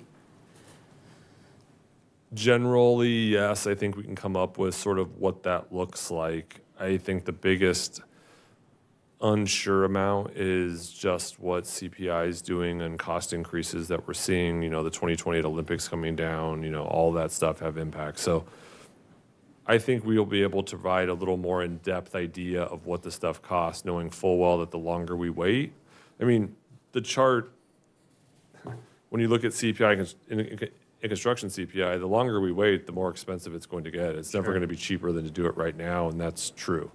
And it has been true for many years. So that's kind of what we're looking at now. Well, at the end of the day, I think people are going to ask, how much is it going to cost and what are we going to get for it? Yeah. And I think it's all variable depending on what it is that we need for future Glendorans. Thank you. Yeah. Thank you, Michael. And I agree. Thank you all, the staff and preparation. And there's no such thing as too much information. I applaud the citizen committee effort to lean in and see if they can help and to learn. So appreciate that effort greatly. I implore upon our community members to realize, without throwing fault to our previous generations, we just need to make the investments today to make the future go. I hope the facilities wait for this. Sometimes the need shows up and says, I'm done waiting, it's now. And that changes the game a bit. But hopefully we can limp along a little more and make the right choices and have the time to do that. But we can't defer any longer. I think we need to lean in and make a difference. So look forward to doing that and learning more about the choices we have. So thank you all for doing that. At this point, look for any thoughts or Mayor, I'd like to- recommendations, or Adam might have another comment. Go ahead. I'd like to make a motion to receive and file this report and ask staff to come back to council no later than the council meeting in December of this year with a refined capital needs assessment and various property tax assessment scenarios. Second. Okay. Adam, Good. you had a comment, or?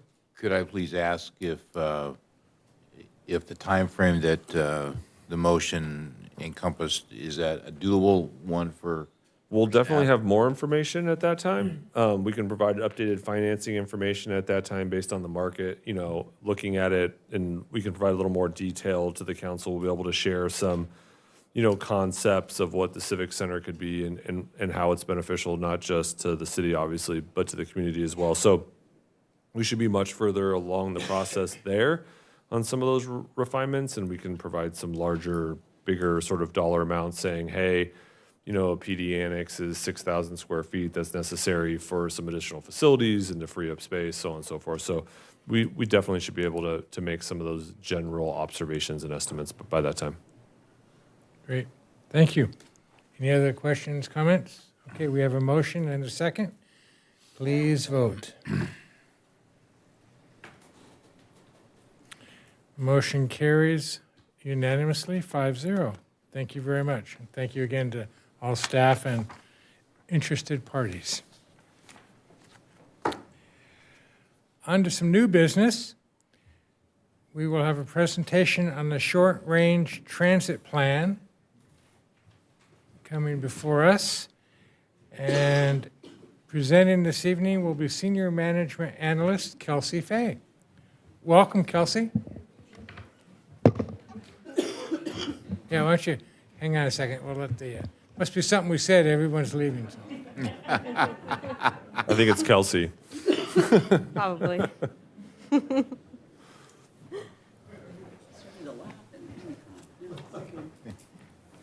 Okay. Good evening, Mayor and City Council. Tonight we will be seeking approval for the Go Glendora Short Range Transit Plan. This plan is a result of a year-long effort grounded in data, community input, and a shared vision for improving quality of life in Glendora. In October of 2023, the city entered into an agreement with Nelson Nygaard to complete a systematic review of Glendora transit systems and a comprehensive short-range transit plan to identify the existing and future local transit needs for Glendora. At this time, I'd like to introduce Kyle Taniguchi, Senior Associate at Nelson Nygaard. He is on Zoom, and he will be walking us through the short-range transit plan. Kyle, whenever you're ready. Hi, Perfect. Kyle. Thank Welcome. you so much. Pleasure to speak with you all, Mayor, council members. If we can get the slides up.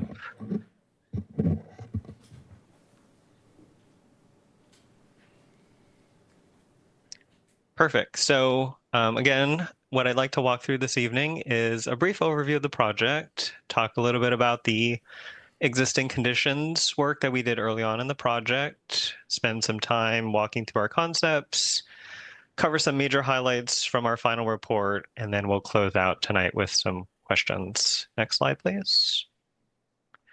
So the project itself kicked off in September of 2023. We finished up the final report and deliverables in late 2024. There was some staff transitions at the transportation department, so there was a little bit of lag with getting us on the council agenda.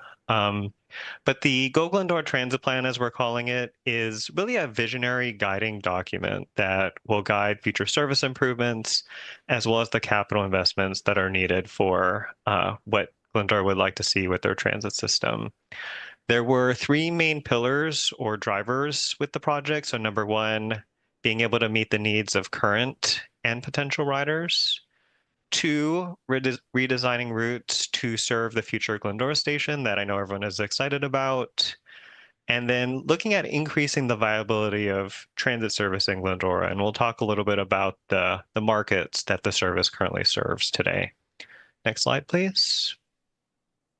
So for a little orientation purposes, there are two families of services, if you will, that Glendora Transit currently operates. You have the fixed route side, which we're going to call the shuttle routes.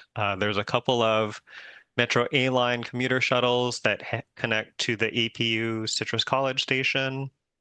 And the remainder of the routes are for students. There's one morning pilot route that's in operation, and then there's three that operate in the midday, taking students from school to places within the community.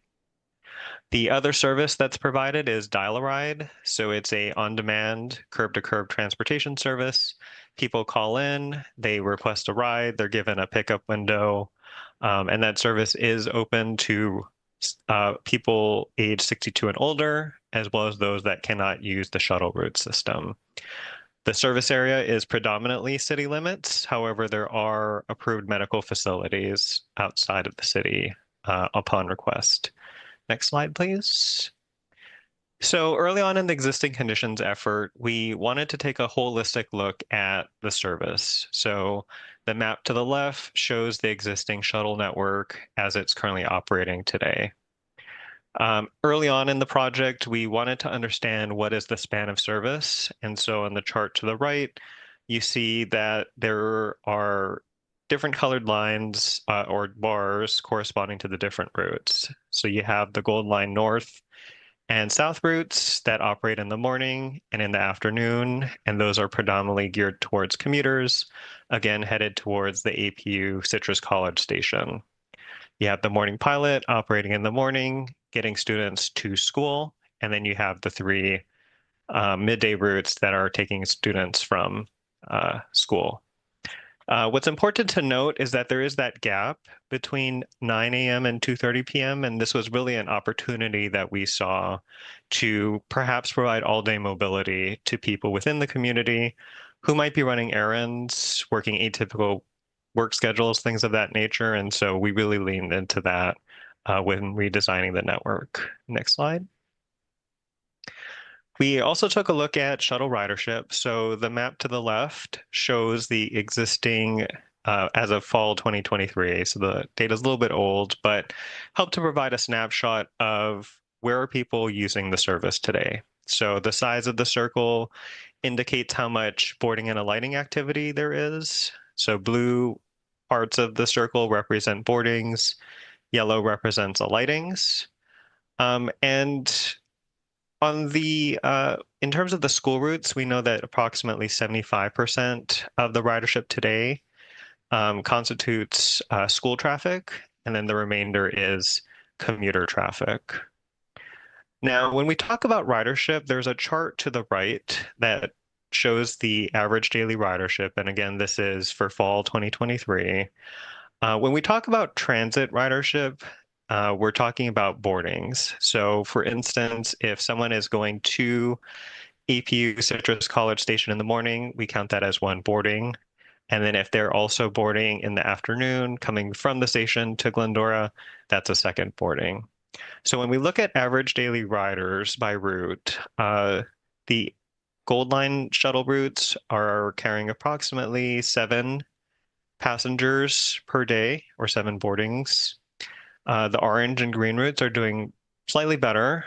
And then the morning pilot was low, but since we pulled the data, we're seeing between 7 to 9 average riders per day in the recent school year. In the transit world, we like to look at productivity. And so one way we do that is by taking the number of riders, dividing it by the service hours that are provided for each route. And that provides a good metric of how many people are we picking up in a given hour. So you can see the Gold Line North and South routes are not doing quite so well, but the afternoon school routes are probably in a good place. 5 to 10 is a good number to aim for. Next slide, please. We took a look at historical trends as well. So like a lot of agencies throughout the country, ridership plummeted due to the pandemic and has since recovered somewhat, but has plateaued over time. And you can see that there are some peaks and valleys associated with ridership, and that's predominantly due to the summer vacation schedule. So students aren't going to school, there's no school service, and hence lower ridership during this time. Now, if we compare the ridership to pre-COVID levels, we're seeing that system-wide ridership is at about 25 to 30%, with school routes doing pretty much better than the commuter shuttles. School routes are at about 50% of pre-COVID, while the Gold Line is at about 10% of pre-COVID levels. We know that school traffic is hard to replace with virtual learning, and so those have been easier to come back and capture with transit. Commuter traffic, there's hybrid work, telework, flexible work schedules, and that combined with the parking availability at APU Citrus College Station, a lot more parking spaces, has really eaten into the market for Glendora Transit. Next slide. We also took a look at Dial-A-Ride. So the chart to the left shows the historical trend going back to pre-pandemic. And again, you see a ridership decline due to COVID and slight recovery. Right now, the system is at about 50 to 60% of pre-COVID ridership, which is pretty good. And then we also took a look at origins and destinations. So where are people coming from and going to within the community? And so the map to the right shows some predominant travel patterns within the service area. Not surprisingly, places like Walmart, the LaFetra Center, Citrus College, medical facilities all have a lot of traffic. Next slide. So we performed a comprehensive demographic analysis that ultimately culminated in a transit need assessment for the city. The transit need assessment includes population groups that we know have a higher likelihood with using transit or needing transit. And this includes older adults, younger adults, people with disabilities, lower income households, as well as zero vehicle households.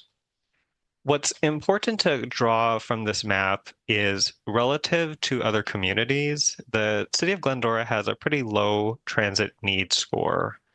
And what that means is that people within Glendora, with some exceptions, have other transportation options. And so as we developed concepts, we needed to keep in the back of our minds that these people have other options. We need to have transit be competitive to, say, taking your car. Next slide.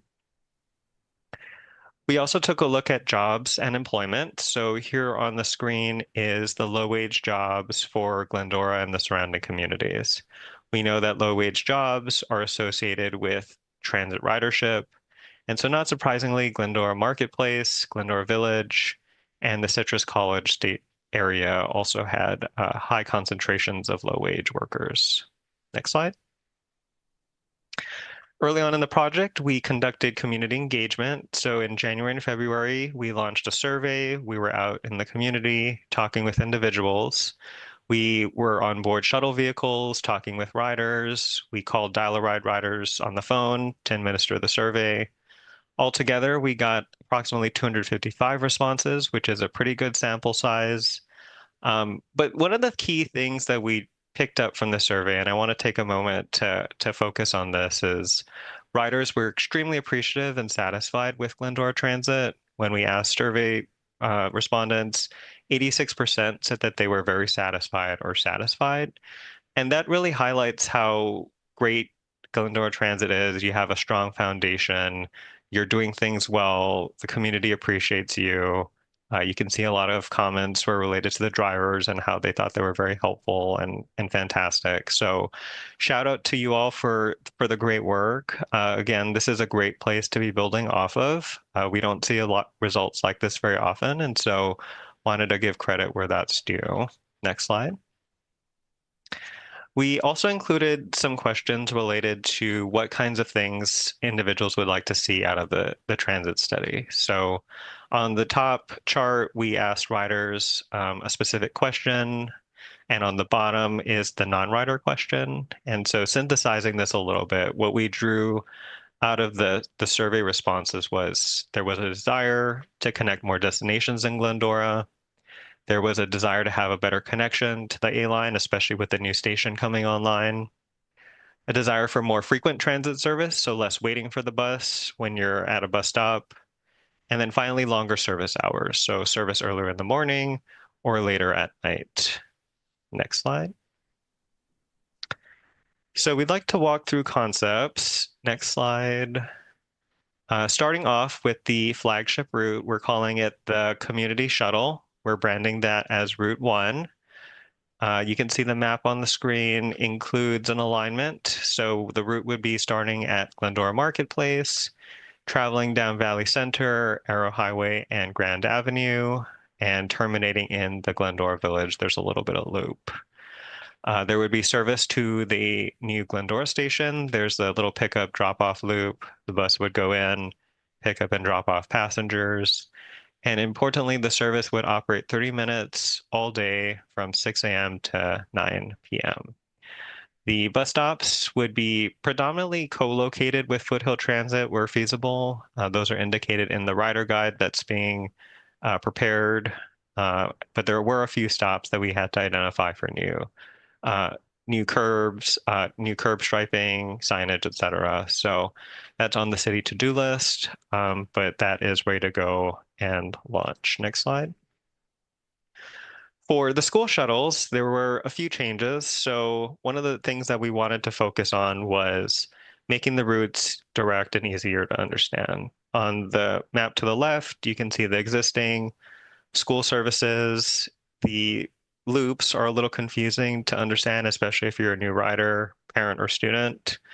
And what we wanted to do was streamline that. So make the routes direct, have the lines easy to follow, so that way new riders would be able to understand where exactly the route's going and where its stops are. Importantly, schools that have service today would continue to have service in the future.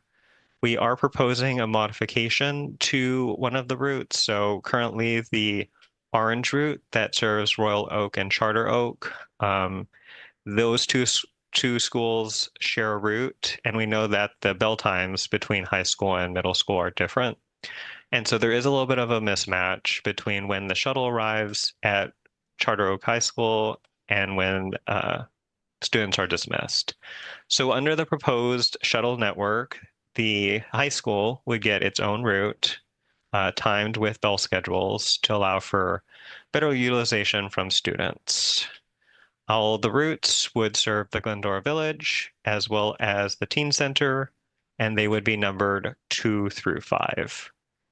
One important thing to note is we are not recommending discontinuing the morning pilot. We saw ridership mature over the last school year, and we're recommending that city staff monitor the ridership over the next year and make a decision at that point whether to continue service or not. Next slide.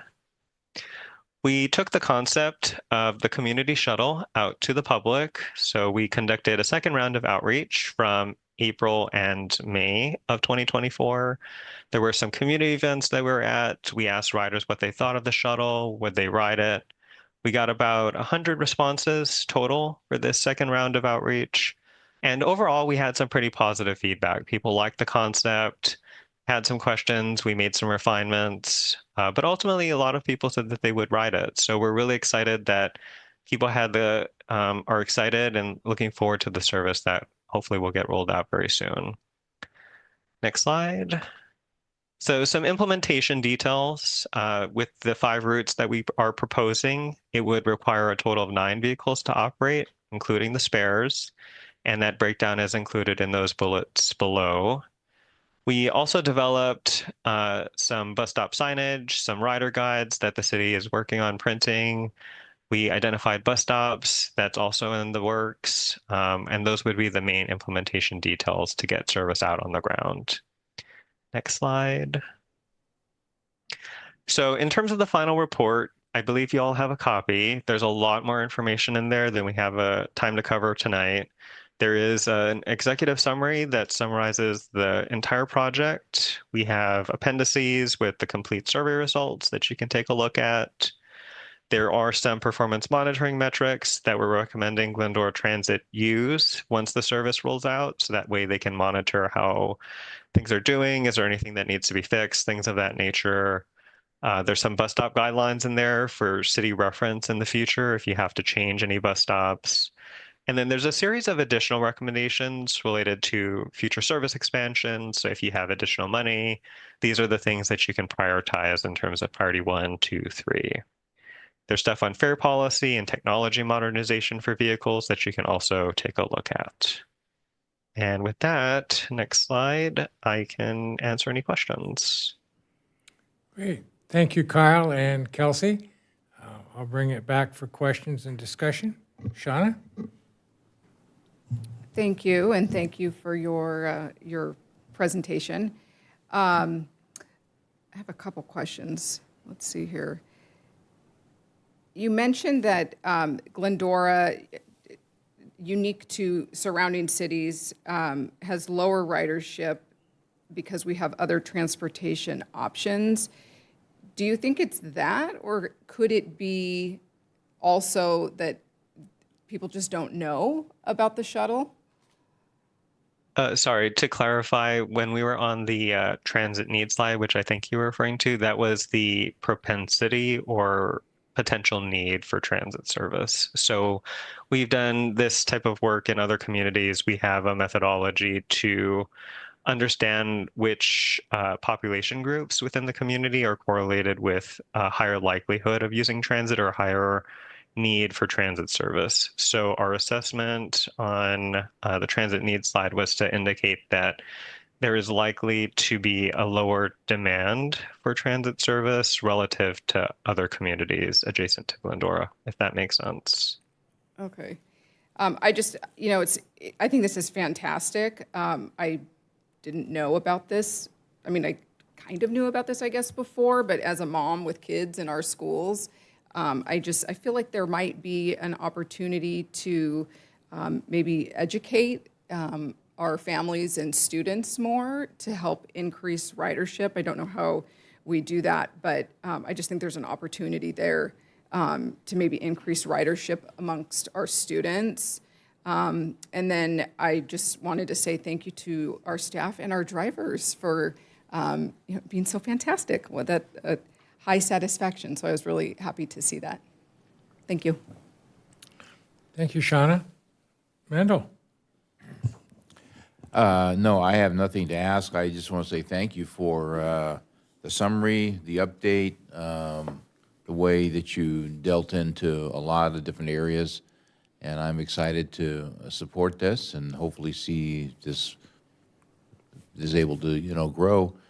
I think it is a really important thing for us, and I'm seeing more and more kids not wanting to really drive. I mean, I was counting the hours till I was able to drive, and that's not really the case with a lot of kids now. So I think this would be a real additional thing that we could give them. Thank you. Great. Thank you, Mendel. Karen? Thank you. A great report. And I think, expanding some of the routes and the hours will help because I think there's more of a propensity for some Glendorans to use Lyft or Uber. And I think with the additional route and the additional time that I know for myself sometimes when I've taken the train, the shuttle was only in the morning or the evening, and I was like, oh, phooey. But if it's, expanded hours, then I would be more likely to take advantage of that because it's a lot more convenient. So, no, I think it's great. So, thank you. Appreciate it. Thank you, Karen. Michael? Thank you, David. Thank you, Kelsey, and thank you, Kyle. I guess I want to expand on Shauna's question because I don't think it was answered. Do we do a survey or a study of those folks out there knowing we even have a program like this?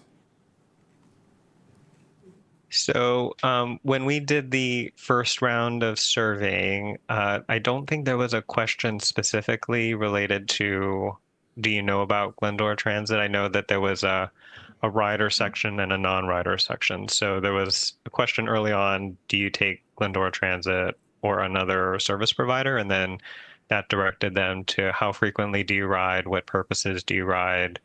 If they answered, no, I don't take transit, then we asked them, why didn't they ride? What are your transportation options? What would convince you to ride? So it doesn't really speak to the part about marketing or awareness per se, but in my experience, I know that a marketing campaign that's really well laid out can do wonders with like getting word out within the community. I know anecdotally speaking that the COVID pandemic has really hurt like the generational school ridership. So your older brother, for instance, would take the bus and would train or let the younger brother or younger siblings know about that. And with that COVID gap, that kind of got lost. And so there is a little bit of rebuilding or marketing opportunity, I guess, if you will, to kind of get back into the mindset of like, these are the transit options that are available in my community. Hopefully that answers your question.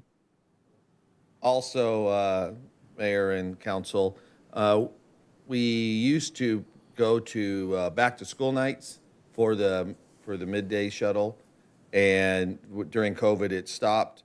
We are making a present that we will try to get there this year, back to our middle schools and high school to promote that, which then we see ridership. Back when we started, Annie and myself, we went through many hurdles to get the shuttle going. Where we were at those middle schools. And then once ridership started and it increased, those kids moved on to the high school and expected it there. And that's when we tied in the high school and Charter Oak, Royal Oak and that. So yeah, we are doing a campaign to get more ridership that way and right to the parents.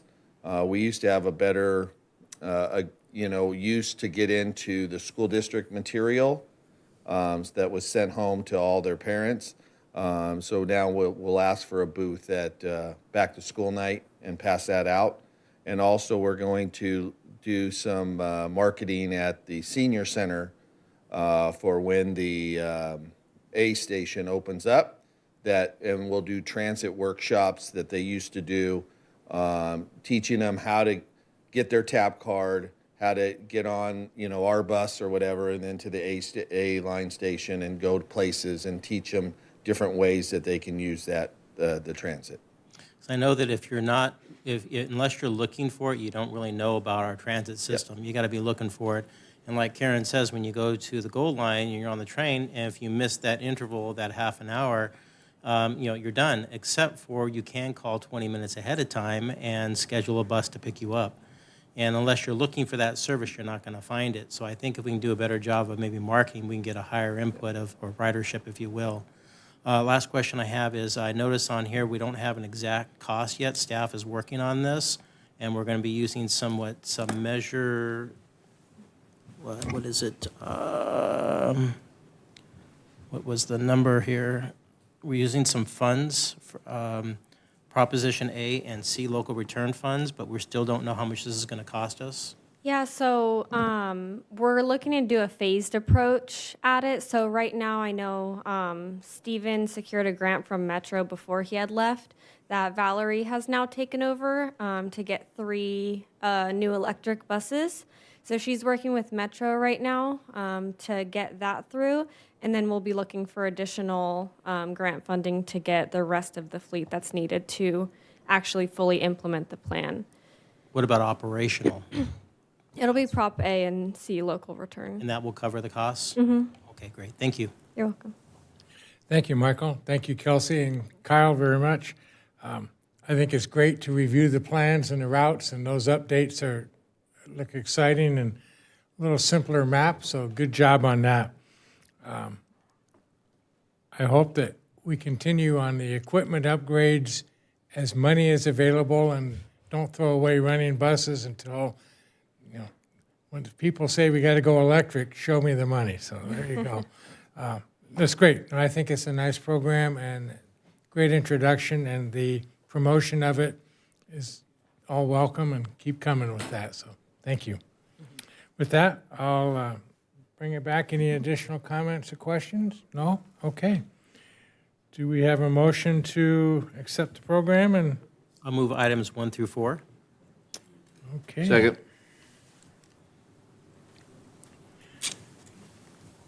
Please vote. Great. Motion passes and carries 5-0. Thank you very much. Final item. Item 19 is the first reading and introduction of an ordinance updating the city's fire hazard severity zone map.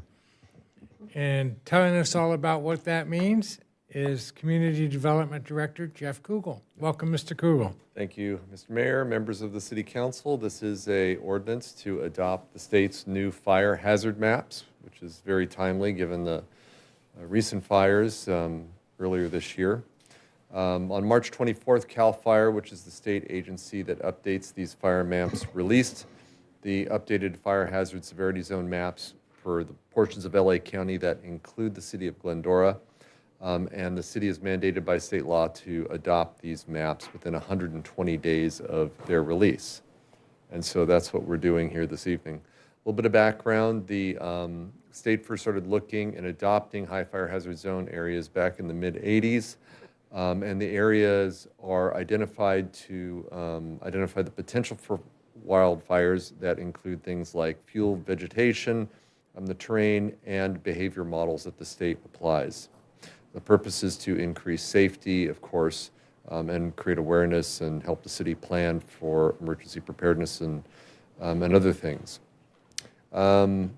This is a map of the proposed fire hazard zone. The key change between the previous fire hazard maps and the current one is the addition of the South Hills area, which is the big red circle in the middle of that map that previously was not identified as a very high fire hazard zone area. So in the proposed map, or in the maps that the state has recently adopted, that will be included, as well as many of the other areas that previously were part of the fire hazard zone. Some of them have been expanded slightly. And also the state, if you want to look where your house is specifically, whether or not it's in a higher fire hazard zone or property you own, through the state, the CAL FIRE website, and on the city's website, there's information to help you do that. So with that, I would turn it over to the council. Staff's recommendation is to introduce for first reading the ordinance. I'm happy to answer any questions. Thank you, Jeff. I'll bring it back to council for questions and begin with Mendel. Thank you, Jeff. I just want to give a shout out to our city website. As I think everybody here knows, I'm the least technical of everybody. And I actually went on our website and found my home, found the map. It was easy. And if I can do it, then anybody can do it. And thank you to you, the website folks. And this is a really major deal. And I know it's going to, there's what, 2 or 3 years before it's, it really becomes law. But you really need to start to plan now. So thank you. Good job. So you able to find your way home? I was able to find my way home and everything. Yeah, everything worked out well. It was a great experience. Thank you, Mendel. Karen? And no comment. Thank you, Jeff. Shauna? I have no questions. Thanks. Thank you, Jeff. No comment. For the record, no comment. Thank you very much. No comment. I used my allotment. Yeah, all right. With that, I'll entertain a motion to accept the report. So moved. Second. Very good. Thank you very much.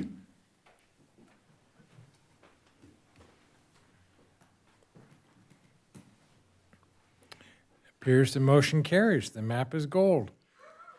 There we go. All right, I'll bring it back for closing comments. Anyone wish to share anything or anything to add? Mr. Raymond? Oh, Could I just say that on Wednesday night at Bidwell Forum at 6 o'clock, we're going to be able to honor some amazing folks, and especially some students who have achieved well in their sport, and you will be proud of what they've done.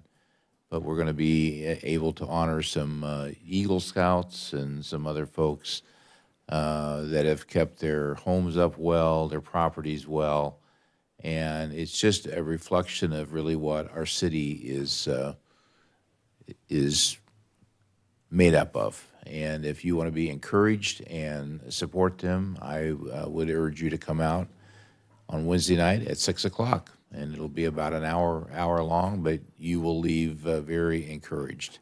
Thank you. thank you, Mendel. Anyone else? Oh, okay, thank you. We will adjourn at 9:12 p.m. Thank you very much. Good night, everyone.